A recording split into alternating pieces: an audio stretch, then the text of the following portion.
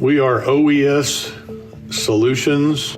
You can find us at oes-store.com or www.oes-solutions.com. This is the procedure on how to replace the paper and the toner on a Konica Minolta Bizhub 4020i. Paper tray is located at the bottom. Pull forward on the handle till it stops, lift up slightly, and remove the paper tray and set it to the side.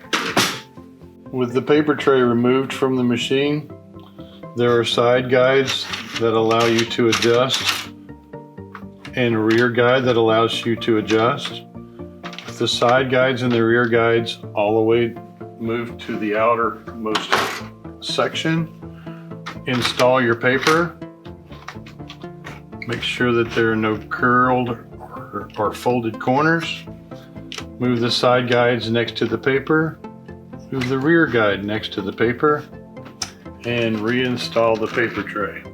Just simply sit it in the front, slide it directly into the machine until it clicks into place. You have replaced the paper. This is how we replace the toner.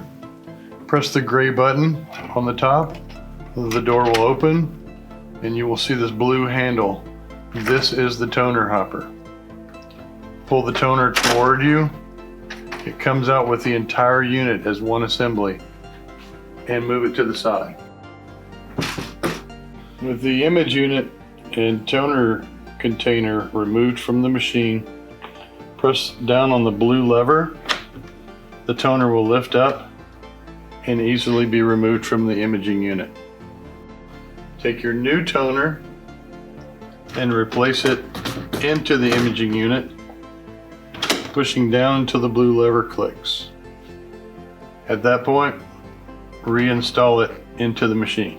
Take your imaging unit with the toner, reinsert it into the machine, close the front door. The machine will then cycle, the red X will go away, and it will be ready to copy again.